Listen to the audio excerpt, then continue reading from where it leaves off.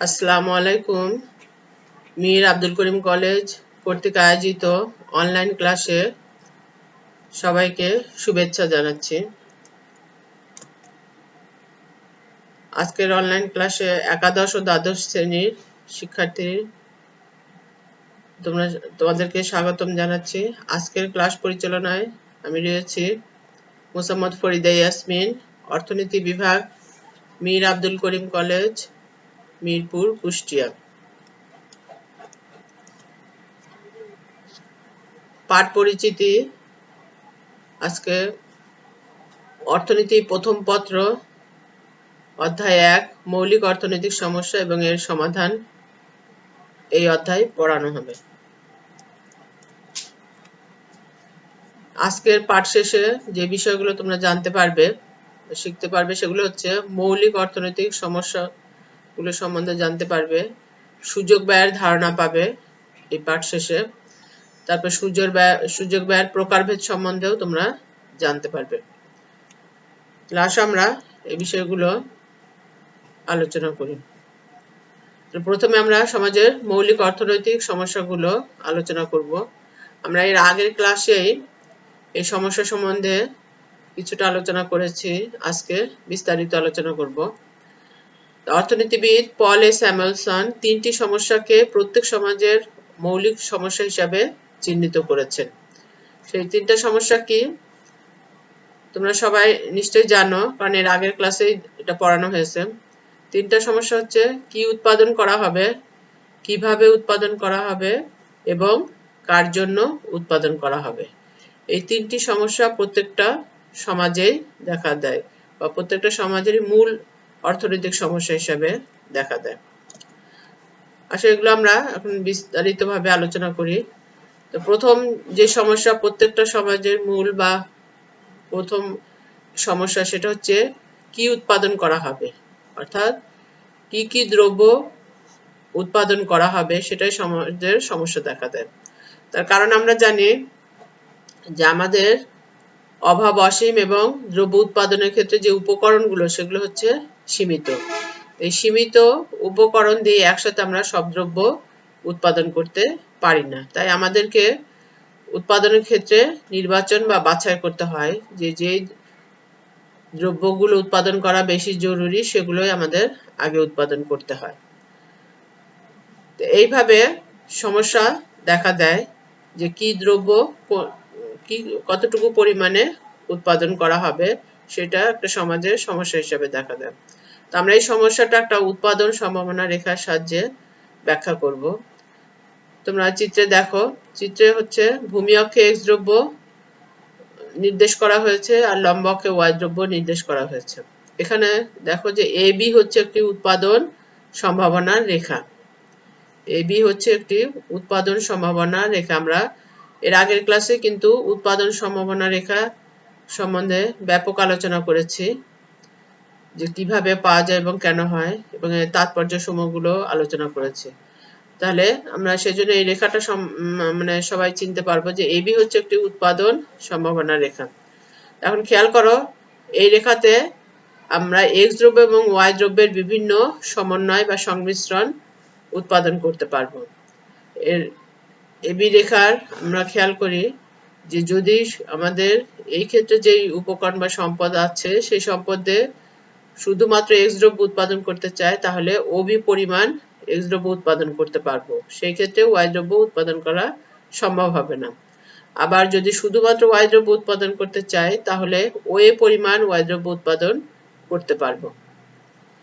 আবার দেখো এবি রেখার সি বিন্দুতে আমরা এক্স এবং ওয়াই দ্রব্যের সমন্বয় উৎপাদন করতে পারবো। যেমন সি বিন্দুতে হচ্ছে এক্স দ্রব্য কতটুকু করতে পারবো, ও এম পরিমাণ।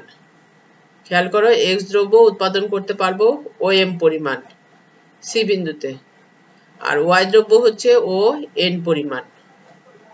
তাহলে সি বিন্দুতে এক্স দ্রব্য হচ্ছে ও এম পরিমাণ আর ওয়াই দ্রব্য হচ্ছে ও এন পরিমাণ।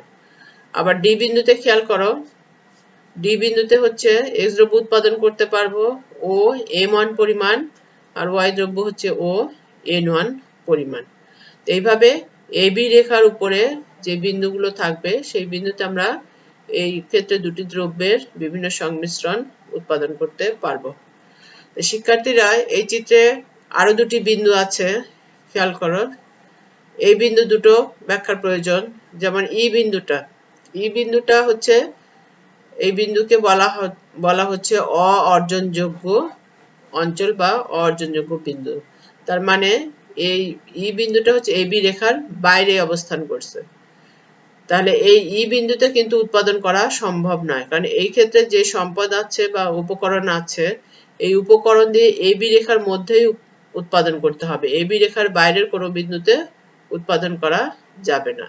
তো সেই হিসাবে ইটা হচ্ছে অর্জনযোগ্য বিন্দু বা অঞ্চল। আবার দেখো ভিতরে আরেকটি বিন্দু আছে, এফ বিন্দু। এটাকে অর্জনযোগ্য বলা হচ্ছে, যে অর্জনযোগ্য বিন্দু, যে এখানে উৎপাদন করা যাবে, কিন্তু এটাকে অদক্ষ অঞ্চল বলা হবে। তার কারণ আমাদের যে সম্পদ আছে, যদি আমরা এফ বিন্দু দিয়ে এই এবি উৎপাদনের সম্ভাবনা রেখাটা করা হতো, তাহলে এই যে এতখানি উৎপাদন সেটা কিন্তু সম্ভব হবে না। তাহলে আমাদের যেহেতু সম্পদ আছে, সেই সম্পদে আমরা এবি পরিমাণ উৎপাদন, এবি রেখার মধ্যে উৎপাদন করতে পারবো। তাহলে সেই জন্য যদি আমরা এফ বিন্দুতে উৎপাদন করি, তাহলে দেখা যাচ্ছে যে আমাদের সম্পদের দক্ষ ব্যবহার হবে না। সেই জন্য এটাকে বলা হচ্ছে, এটা অর্জন করা যাবে, মানে উৎপাদন করা যাবে, কিন্তু এক্ষেত্রে কম উৎপাদন হবে।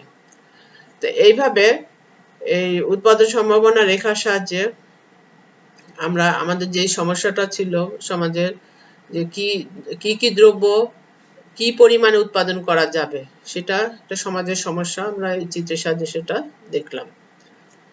আচ্ছা, এরপরে আসো আমরা পরের সমস্যাটা দেখি। প্রত্যেকটা সমাজের দ্বিতীয় যে গুরুত্বপূর্ণ সমস্যা, সেটা হচ্ছে কিভাবে উৎপাদন করা হবে। কারণ আমরা জানি একই দ্রব্য, মানে একটি নির্দিষ্ট পরিমাণ দ্রব্য বিভিন্ন উৎপাদন পদ্ধতিতে উৎপাদন করা যায়। তো সেই জন্য সমাজকে নির্ধারণ করতে হবে সে কোন পদ্ধতিতে দ্রব্য উৎপাদন করবে। দ্রব্য উৎপাদন পদ্ধতির ক্ষেত্রে দুইটা পদ্ধতি আছে, একটা হচ্ছে শ্রম নিবিড় পদ্ধতি, আর একটা হচ্ছে মূলধন নিবিড় পদ্ধতি বা উৎপাদন কৌশল। তো শ্রম নিবিড় বলতে কি বোঝায়? শ্রম নিবিড় বলতে যে যেখানে শ্রমের পরিমাণ বেশি, কোনো দ্রব্য উৎপাদন করতে যদি তুলনামূলকভাবে শ্রম বেশি লাগে, মূলধন কম লাগে, তাহলে এটাকে বলা হবে শ্রম নিবিড় পদ্ধতি। আর যে ক্ষেত্রে মূলধন বেশি লাগে, শ্রমের পরিমাণ কম লাগে, সেটাকে বলা হবে মূলধন নিবিড় পদ্ধতি। যে পদ্ধতি উৎপাদন করা হোক না কেন, উৎপাদনের পরিমাণ একই হবে। তো এটাও সমাজকে নির্ধারণ করতে হবে যে সে কোন পদ্ধতিতে দ্রব্য উৎপাদন করবে। আসলে এটাও আমরা একটা চিত্রের সাহায্যে ব্যাখ্যা করি। চিত্রে দেখো, ভূমি অক্ষে শ্রমের পরিমাণ ধরা হয়েছে, মূলধন লম্ব অক্ষে মূলধনের পরিমাণ ধরা হয়েছে। এখানে দেখো আইপি যে রেখাটা, এটাকে বলা হচ্ছে আইসোপ্রোডাক্ট কার্ভ বা সম উৎপাদন রেখা। সম উৎপাদন রেখা বৈশিষ্ট্য আমরা আগে বলে নিই, যে সম উৎপাদন রেখা কাকে বলে। সম উৎপাদন রেখা হচ্ছে যে রেখার প্রতিটি বিন্দুতে উৎপাদনের পরিমাণ সমান হবে। যেই বিন্দুতে উৎপাদন করি না কেন, উৎপাদনের পরিমাণ সমান হবে, এটাকে বলা হবে সম উৎপাদন রেখা। তো এখানে আইপি হচ্ছে একটি সম উৎপাদন রেখা। এই রেখার দেখো, আমরা যদি এ বিন্দু দেখি, এই বিন্দুতে আমাদের শ্রমের পরিমাণ কত? শ্রম হচ্ছে ও এল পরিমাণ, আর মূলধনের পরিমাণ হচ্ছে ও কে। এখানে দেখো শ্রমের চাইতে মূলধনের পরিমাণ এখানে বেশি। আবার বি বিন্দুতে দেখো, বি বিন্দুতে হচ্ছে শ্রমের পরিমাণ ও এল 1, আর মূলধনের পরিমাণ হচ্ছে ও কে 1। এইভাবে এখন এ বিন্দু বা বি বিন্দু যেটাতেই উৎপাদনে যায় না কেন, উৎপাদনের পরিমাণ সমান হবে। এই বিন্দুতে করলেও যে পরিমাণ উৎপাদন, বি বিন্দুতে করলেও উৎপাদনের পরিমাণ সমান এখানে, কিন্তু উৎপাদন কৌশলটা ভিন্ন। তাহলে এ বিন্দুতে যদি উৎপাদন করা হয়, তাহলে এই পদ্ধতি বা কৌশলের নাম হবে কি? মূলধন নিবিড় উৎপাদন কৌশল বা মূলধন নিবিড় পদ্ধতি। কারণ এখানে মূলধনের পরিমাণ বেশি, শ্রমের চাইতে মূলধনের পরিমাণ বেশি। আবার বি বিন্দু, এটাকে বলা হবে শ্রম নিবিড় পদ্ধতি বা শ্রম নিবিড় উৎপাদন কৌশল, কারণ এখানে শ্রমের পরিমাণ বেশি। তো এইভাবে যে কোনো সমাজ বা যে দেশে শ্রমের পরিমাণ বেশি, মূলধনের পরিমাণ কম, সে এই বি পদ্ধতিতে শ্রম নিবিড় পদ্ধতিতে করবে, আর যেখানে মূলধনের পরিমাণ বেশি শ্রমের পরিমাণ কম তারা মূলধন নিবিড় পদ্ধতিতে উৎপাদন করবে। তো এইভাবে যে একটা সমাজের সমস্যা দেখা দেয় যে কিভাবে সে উৎপাদন করবে। আচ্ছা, এরপরে আসো যে 3 নম্বর যে সমস্যাটা সেটা হচ্ছে যে কার জন্য উৎপাদন করা হবে। এটাও একটা গুরুত্বপূর্ণ সমস্যা, কারণ উৎপাদন করাই একমাত্র লক্ষ্য না, শেষ না, কারণ সেটা ভোগ করাটাই হচ্ছে মূল লক্ষ্য।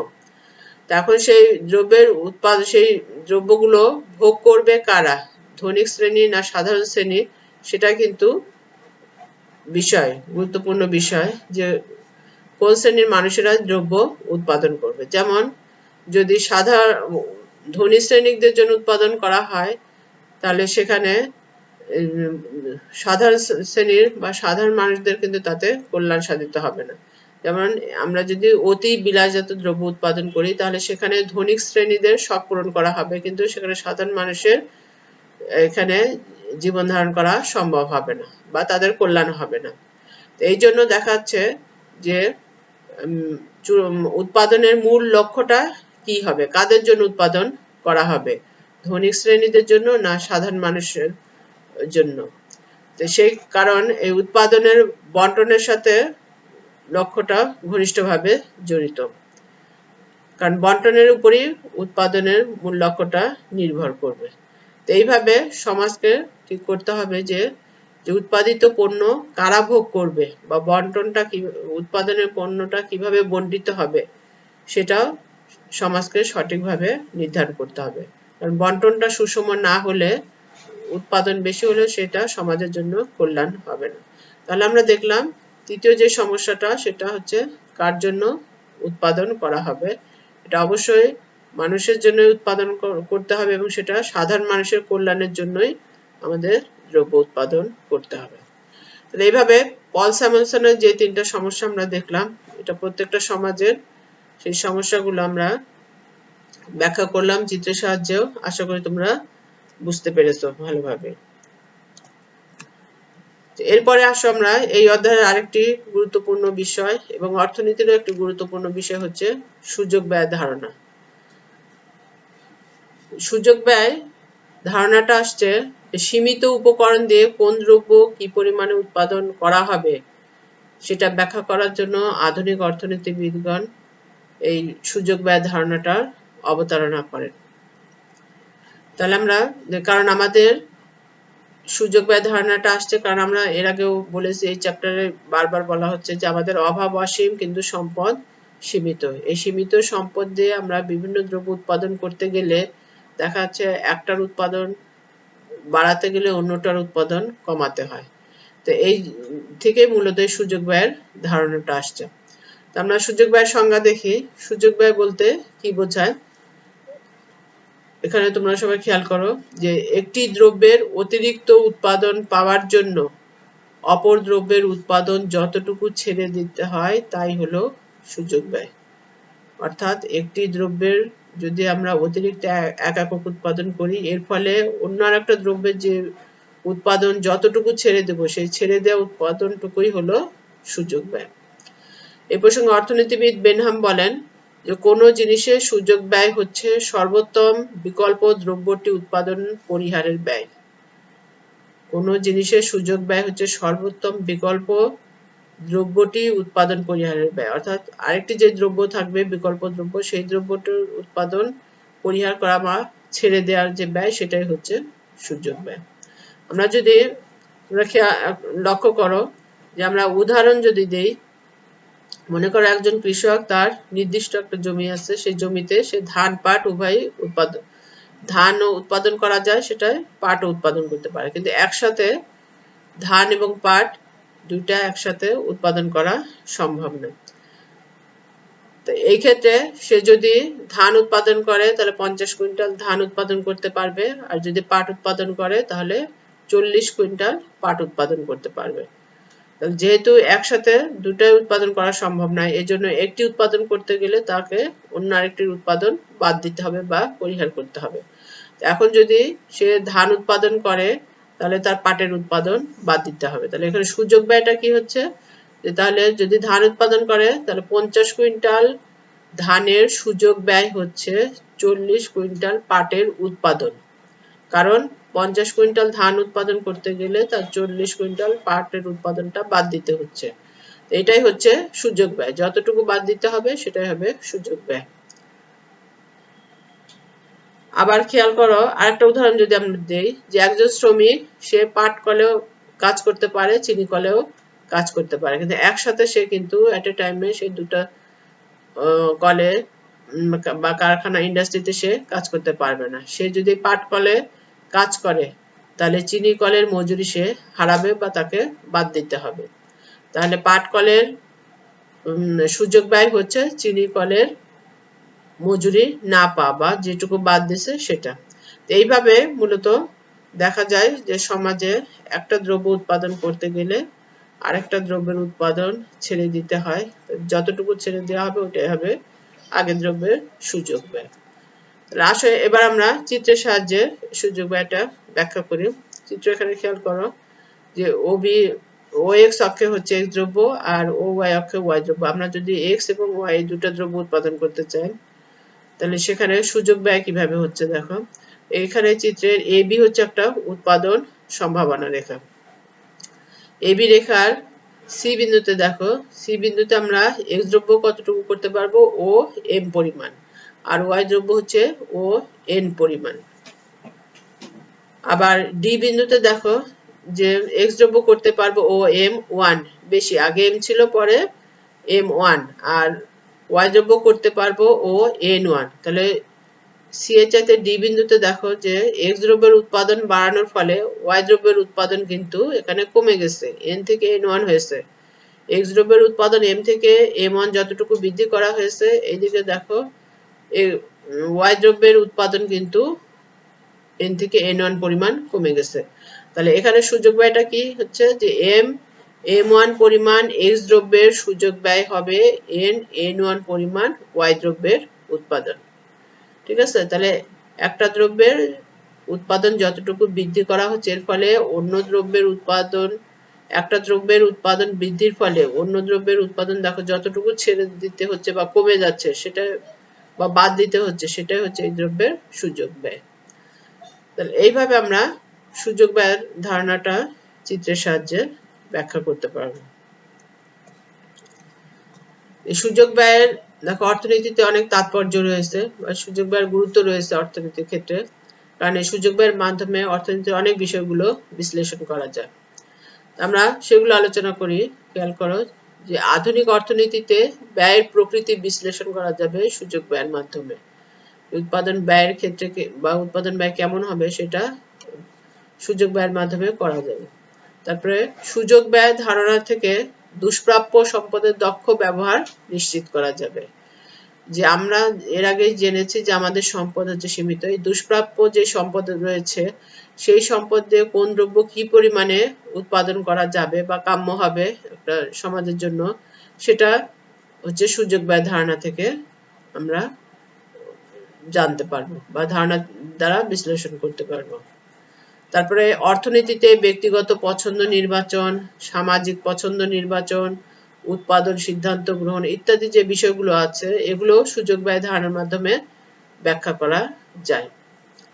যে ব্যক্তিগত পছন্দ যেমন হচ্ছে ব্যক্তিগত ভোগ বিনিয়োগ, এই বিষয়গুলো, সামাজিক পছন্দ একটা সমাজের ভোগ বিনিয়োগ, এগুলো নির্বাচন কিভাবে করা যাবে সেটা সুযোগ ব্যয়ের মাধ্যমে করা যায়। তারপরে হচ্ছে সমজাতীয় অভাবের গুরুত্ব নির্ধারণের ক্ষেত্রেও সুযোগ ব্যয় ধারণাটি যথেষ্ট কার্যকর হয়। সমজাতীয় অভাব অর্থাৎ একই জাতীয় অভাবের ক্ষেত্রে যে কোন অভাবটা বেশি প্রয়োজনীয় এবং বাস্তবায়নযোগ্য সেগুলো নির্ধারণের ক্ষেত্রে সুযোগ ব্যয় ধারণাটা কার্যকর হয়। তাহলে এইভাবে আমরা দেখলাম অর্থনীতিতে সুযোগ ব্যয়ের যথেষ্ট গুরুত্ব রয়েছে। এরপরে আসো আমরা যে বিভিন্ন ধরনের সুযোগ ব্যয় দেখি। সুযোগ ব্যয় সাধারণত তিন ধরনের দেখা যায়। একটা হচ্ছে ক্রমবর্ধমান সুযোগ ব্যয়, ক্রমহ্রাসমান সুযোগ ব্যয়, আর একটা হচ্ছে স্থির সুযোগ ব্যয়। তিন ধরনের সুযোগ ব্যয়, ক্রমবর্ধমান সুযোগ ব্যয়, ক্রমহ্রাসমান সুযোগ ব্যয় আর একটা হচ্ছে স্থির সুযোগ ব্যয়। আসলে এগুলো আমরা বিস্তারিত আলোচনা করি। তো প্রথমে ক্রমবর্ধমান সুযোগ ব্যয়টা কি?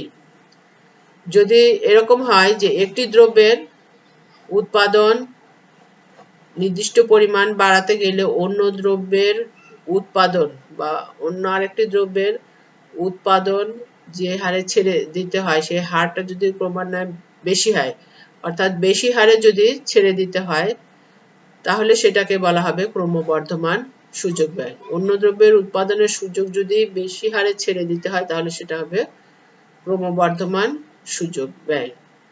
এখানে যেমন চিত্রের সাহায্যে আমরা দেখি যে এখানে ওএক্স অক্ষে হচ্ছে এক্স দ্রব্য আমরা ধরেছি আর ওয়াই অক্ষে ওয়াই দ্রব্য আমরা ধরেছি। এখানে যে উৎপাদন সম্ভাবনা রেখা এম এন আছে, এই রেখাটা কিন্তু ক্রমবর্ধমান সুযোগ ব্যয়ের ক্ষেত্রে উত্তল হবে, কেন্দ্রবিন্দু দেখে অর্থাৎ মূল বিন্দু দিকে উত্তল হবে। তাহলে এই রেখা উৎপাদন সম্ভাবনা রেখার দিকে খেয়াল করো যে এখানে 10 একক থেকে শুরু করে এক্স দ্রব্যের 10 একক থেকে শুরু করে প্রত্যেক 10 একক বৃদ্ধির ফলে আমাদের কিন্তু এদিকে ওয়াই দ্রব্যের উৎপাদন কিন্তু কমে যাচ্ছে, কিন্তু বেশি হারে বাদ দিতে হচ্ছে, ক্রমান্বয়ে বেশি হারে বাদ দিতে হচ্ছে। যেমন খেয়াল করো 10 একক এক্স দ্রব্যের 10 একক বৃদ্ধির জন্য এখানে ক্রমান্বয়ে ওয়াই দ্রব্যের প্রথমে 5 একক, তারপরে হচ্ছে 7 একক, তারপরে 10, এভাবে 5, 7, 10 এই উৎপাদন আমাদের বাদ দিতে হচ্ছে। এইভাবে ক্রমান্বয়ে বেশি হারে উৎপাদন আমাদের বাদ দিতে হচ্ছে ওয়াই দ্রব্যের উৎপাদন। তাহলে এইটাকে বলা হবে ক্রমবর্ধমান সুযোগ ব্যয়। এরপরে হচ্ছে ক্রমহ্রাসমান সুযোগ ব্যয়। এটা হচ্ছে এই ক্ষেত্রে হচ্ছে আমাদের উৎপাদন সম্ভাবনা রেখা যেটা, এটা কেন্দ্রের দিকে উত্তল হবে। তা ক্রমহ্রাসমান সুযোগ ব্যয়টা কি? এটা হচ্ছে যে যদি একটি দ্রব্যের উৎপাদন নির্দিষ্ট একক বৃদ্ধির ফলে অন্য দ্রব্যের উৎপাদনের যে ছেড়ে দিতে হয় সেই ছাড়া হারটা যদি আস্তে আস্তে কম হয় তাহলে সেটাকে বলা হবে ক্রমহ্রাসমান সুযোগ ব্যয়। অর্থাৎ অন্য দ্রব্যের উৎপাদনের সুযোগ যদি কম হারে হয়, কম হারে ছেড়ে দিতে হয়, তাহলে সেটাকে হবে ক্রমহ্রাসমান সুযোগ ব্যয়। এখানে চিত্রটা খেয়াল করো, এখানে এক্স দ্রব্য ধরা হয়েছে নিচে আর ওয়াই দ্রব্য, এম এন হচ্ছে একটা উৎপাদন সম্ভাবনা রেখা, কিন্তু এটা মূল বিন্দু থেকে উত্তল। এই রেখা দেখো এক্স দ্রব্যের 2 এককের পর থেকে প্রত্যেক 2 একক করে আমরা এক্স দ্রব্যের উৎপাদন যদি বৃদ্ধি করি, তাহলে এখানে ওয়াই দ্রব্যের উৎপাদন দেখো 10 একক থেকে এদিকে আস্তে আস্তে কমে আসছে, 10 থেকে 6, 4, আর এখানে 6, 3 হচ্ছে 3, পরবর্তীতে 3, 4, 3 এইভাবে এককে আমাদের ওয়াই দ্রব্যের উৎপাদন বাদ দিতে হচ্ছে, অর্থাৎ আস্তে আস্তে কম হারে উৎপাদনটা বাদ দিতে হয়। তাহলে এটাকে বলা হবে ক্রমহ্রাসমান সুযোগ ব্যয়। এরপরে হচ্ছে স্থির সুযোগ ব্যয়। স্থির সুযোগ ব্যয় যদি এরকম হয় যে এই দ্রব্যের উৎপাদন নির্দিষ্ট হারে বৃদ্ধির ফলে অন্য দ্রব্যের উৎপাদন একই হারে ছেড়ে দিতে হয়, তাহলে সেটা হবে স্থির সুযোগ ব্যয়, বা একই হারে বাদ দিতে হয় তাহলে সেটা হবে স্থির সুযোগ ব্যয়। যেমন চিত্রে খেয়াল করো, এখানে এক্স দ্রব্য নিচে ধরা হয়েছে আর ওয়াই দ্রব্য ওয়াই অক্ষ বা লম্ব অক্ষে ধরা হয়েছে। এখানে এম এন রেখাটা, এই রেখাটা কিন্তু সরল হয়েছে, সরল রেখা হয়েছে। এখানে এক্স দ্রব্যের উৎপাদন দেখো এক একক থেকে এক একক করে যদি বৃদ্ধি করা যায়, তাহলে ওয়াই দ্রব্যের উৎপাদন কমে যাচ্ছে 2 একক করে। এখানে দেখো 2 একক, অর্থাৎ একই নির্দিষ্ট হারে কমে যাচ্ছে। তাহলে এইটাকে বলা হবে স্থির সুযোগ ব্যয়।